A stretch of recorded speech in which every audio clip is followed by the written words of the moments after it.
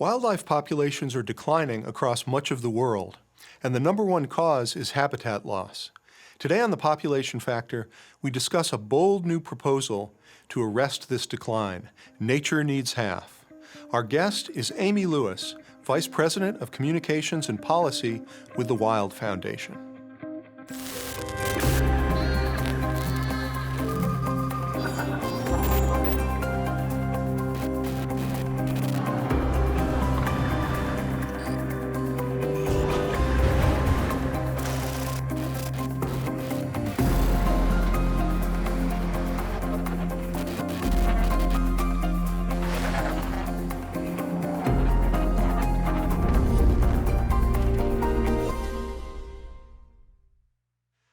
Wildlife populations are dwindling across much of the world, and the number one cause is habitat loss. Today on the Population Factor, we discuss Nature Needs Half, a bold new proposal to preserve half of Earth's land and seas as protected areas, free from intensive human use. Our guest today is Amy Lewis, Vice President of Policy and Communication for the Wild Foundation. Amy, welcome to the Population Factor. Thank you for having me, Phil. It's my pleasure to be here. If you could, give us an overview of biodiversity trends in recent decades. What are the trends and what are the causes of those trends? Yes, so the overarching trend is very simple. We are losing biodiversity at an extraordinary rate. We have not seen the loss of biodiversity at this rate in millions of years. So this is much higher than the background rate. And usually these types of events are preceded by some type of catastrophe, a meteor striking the Earth or something to that effect. What's happening now, however, is that this is human driven, and it's actually happening at a speed that is typically much faster than what we witness when we see shifts in the biodiversity of the planet. So are you saying that people are the catastrophe this time around? I think I've seen a comic of this, comic strip, where it basically says that people are simultaneously the meteor and the dinosaurs. So we are the catastrophe, and we are ultimately going to be the major casualty of this. How do we know that numbers of animals, plants, different species are declining? Do we have a good sense of how much is being lost and how fast? Oh, absolutely. And I mean, around the world, we are seeing just extraordinary amounts of scientific data emerging, showing the loss of both species, the loss of biodiversity, from the boreal forests down to the tropical forests to the oceans. And, you know, these impacts aren't just observed by scientists, they're being felt on the ground in communities around the world. So as a bird watcher, I was very struck by a study that came out, I believe, 2 years ago that said over the last 50 years in North America, we have lost 3 billion wild birds that would have been here 50 years ago that are no longer living. That's just a spectacular loss, and I know that's happening in other parts of the world as well. Yes, and the numbers I've seen is that we've lost close to 70% of the biomass. In terms of biodiversity, it's not just the entities and the life forms, but the relationships that they form within an ecosystem. And while some of those are still relatively intact in terms of variety and diversity, the numbers have been so reduced that we're looking at a very tattered and frayed picture of the biosphere. So that's the problem. What are the main drivers of this loss of biodiversity? Well, in conservation, it's really sexy to talk about poaching and hunting, but in fact, the primary drivers of biodiversity loss are generally totally legal. And it's the destruction of habitats around the world, making way for roads and new farms and ranches and developments. this makes up over 80% of the biodiversity loss on the planet. So it's interesting that we tend to focus on maybe some of the more spectacular things we do wrong, but if I'm hearing you correctly, a lot of what we're losing is simply a factor of things going well and sort of normal operations. We build houses for people, we raise crops for people, we build roads, we add another lane to a road. That's really what's driving other species down. Yes, and it's in some ways understandable that we don't want to talk about it because it's legal. It's part of our way of life. For many people, it's understood to be an entitlement. But that is absolutely what is causing the mass extinction crisis that we're facing now, and is also contributing significantly to climate change as well. There are several studies that show that if we were to halt deforestation tomorrow, just stop cutting down forests, we would reduce our carbon emissions, our annual carbon emissions, by between 10 to 20%. That's a significant cut. So this isn't just affecting, animals in the rainforest or on the African belt. This is affecting us in our cities and towns because nature and climate make up a dual system that, again, supports the biosphere and life. So I think we're getting into the issue of some of the co-benefits of preserving more natural habitat. But let's back up a little bit and talk about the Nature Needs Half proposal. Can you tell me a little bit, can you give viewers a general outline of that proposal? Right, so Nature Needs Half has actually been around for a long time.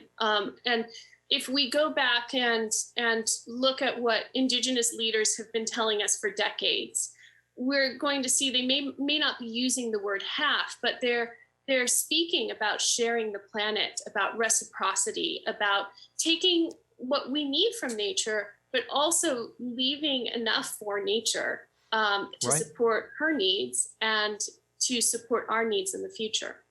It was Reed Noss in the 1990s who made the first call to do this globally at a planetary scale, basically recognizing that everything is interconnected and that should we lose the services in one ecosystem that affect another ecosystem, then we jeopardize the entire biosphere. We're looking at a chain reaction of collapses between ecosystems. And then back in 2009, the Wild Foundation made the first global call to protect half.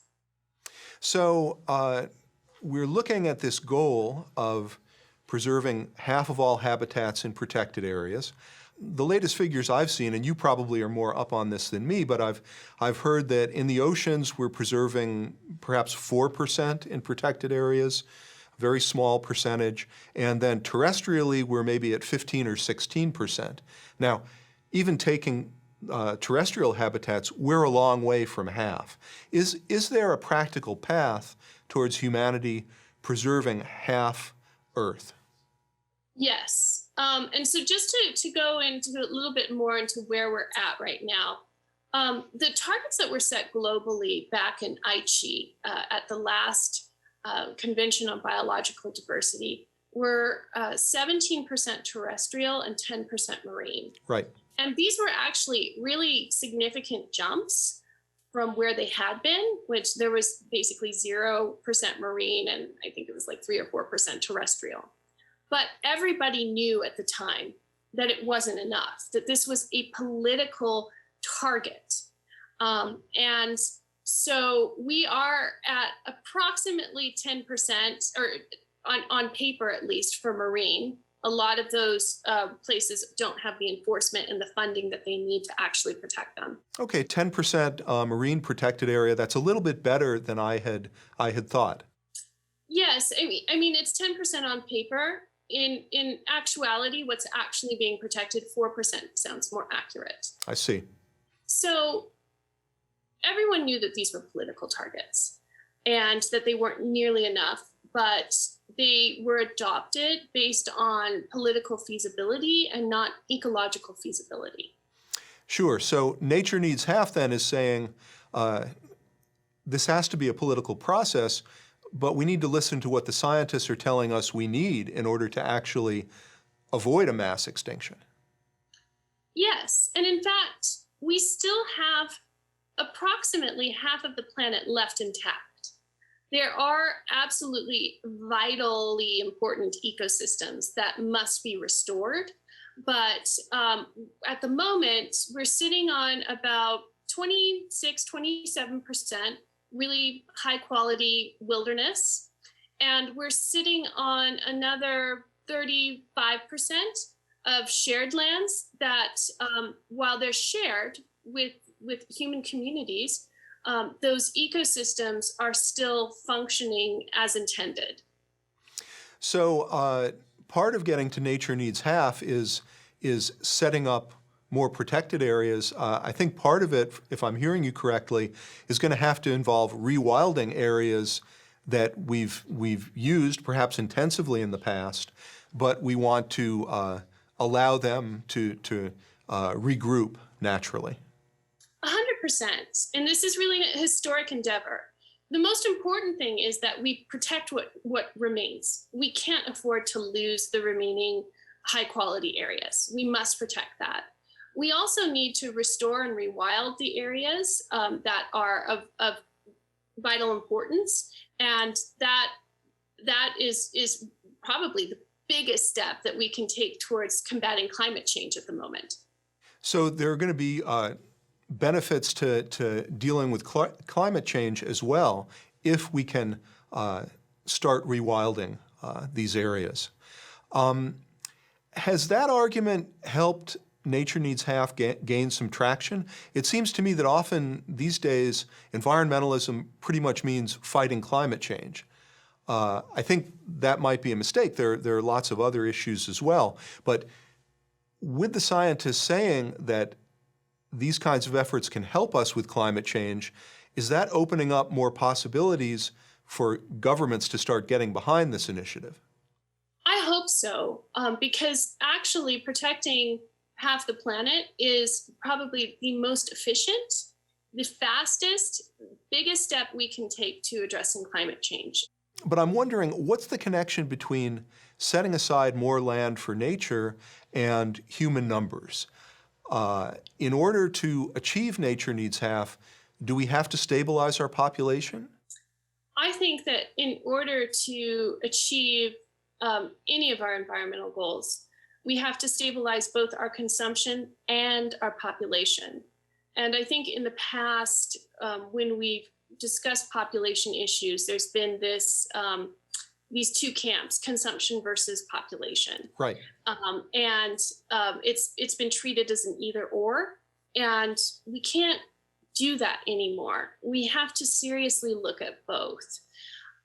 The reason for this is, even though we all live on one big blue sphere, we're not all dealing with the same limitations and challenges in our ecosystems as the person next to us. I'm thinking about, many places in Africa, actually, in Central Asia, some of the driest areas in the world. If population is not addressed in those areas, we are looking at humanitarian calamity like none we've seen before. There simply isn't the water to support higher populations in those areas. Now, that doesn't mean that we can't, start eating a vegetarian diet globally. There aren't things we can't do to address our consumption and kind of slow the pace of the oncoming challenges that we're experiencing now and that we're going to experience. But without addressing population, especially in some very specific areas, it's not going to bode well for humans. I really like your point, though, that population and consumption aren't an either-or issue, that we need to deal with both of them. But I want to ask you something about your work with the Wild Foundation, because you spend a lot of time making the case for nature needs half. I would think you might want to make the case for that and not talk about population or consumption, because that might get people's backs up. Is that a tricky balancing act for you?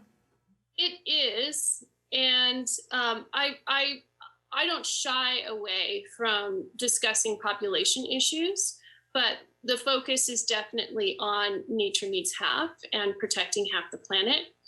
But here's the thing. The ultimate goal of nature needs half was never an area-based target, 50%. The ultimate goal of nature needs half is a healthy and respectful and sustainable relationship with nature.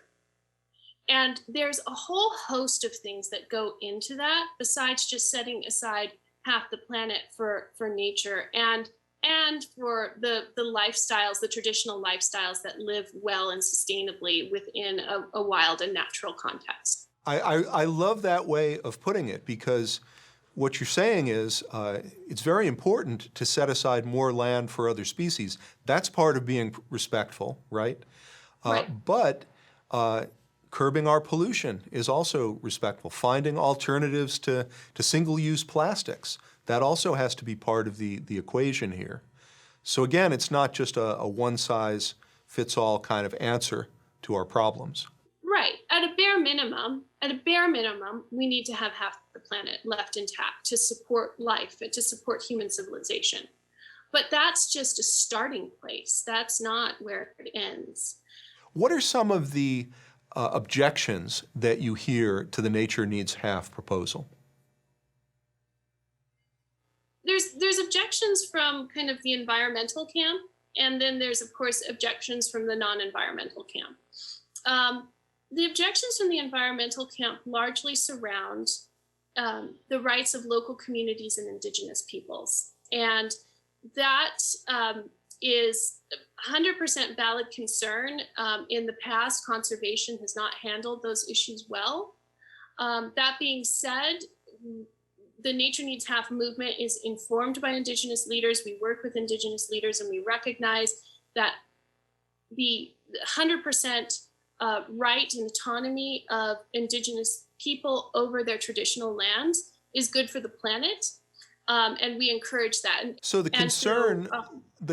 of people would be that moving lands into protected area status would take control away from indigenous groups, and you're saying you're not looking to do that.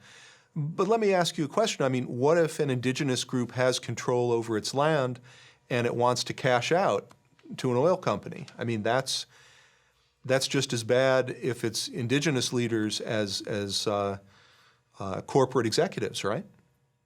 Yeah, it is.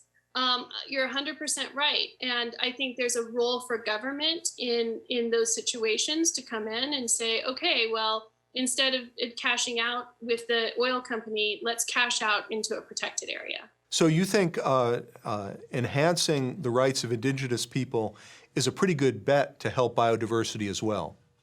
Not just enhancing their rights, that has to be done, but also elevating their leadership. Right now, about 40% of Earth's remaining wilderness and its highest quality biodiversity areas are stewarded by 5% of Earth's population, indigenous communities. And I think there's something that we could learn from them on how they've been able to do that, and something we can learn from their lifeways. And I think supporting traditional lifeways is an absolutely essential part of achieving half. So what about the objections of non-environmentalists to Nature Needs Half? So I think the objections of non-environmentalists, I've heard a few of them last week actually, is where's going to be the land to grow our food and to build our homes? And you know, housing prices in the United States are already soaring. How can we set aside so much of Earth and still afford to live? Right. But many of these issues aren't actually housing prices. They're not driven by a lack of land to build on. They're driven by the locations that we want to live in, those prices. And those areas aren't wild areas. Those areas tend to be urban and overdeveloped. So improving city planning, improving how we develop, improving affordable housing and accessibility, Those are things that can be done without even touching nature. So I don't think that's going to be an issue. In terms of agriculture, there was a study that came out in the Eat Lancet journal at the beginning of 2019 that showed we can actually support feeding a planet of 9 billion people by bringing no further lands under cultivation. If we just simply shift to a global plant-based diet. So if we are really concerned about those issues, we also need to critically look at our consumption. So this brings us back around full circle because you've just said with efficiency improvement, changes in consumption patterns, we now, and even with a billion more people, could actually achieve half Earth. But with 7 or 6 or 4 billion people, it might be easier to achieve nature needs half. I didn't say we could achieve half Earth with 9 billion people. Okay. I don't know about that. And what the Eat Lancet said is that we could feed a planet of 9 billion. Okay. But again, we would need to look at water supply. We would need to look at soil fertility, a lot of other factors.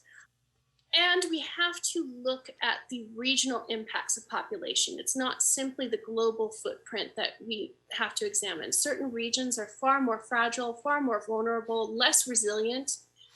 It's a good point. We talk in terms of global populations rising or falling, but of course, different regions can be looking at very different futures. Unfortunately, some of the most biodiverse parts of the planet are actually places that also have rapidly growing populations. Amy Lewis, it's been wonderful to talk with you today. I just was wondering, are there any other issues that you think we should discuss? Any other points you wanted to raise? I would like to mention the more voices that we can bring into this dialogue in support of HAP, in support of Motion 101, the more likely world leaders are to listen to us and to have the courage and resolve to take a chance and actually support science versus supporting more politically feasible targets. Amy, thank you so much for appearing on The Population Factor. Thank you so much, Phil, for having me.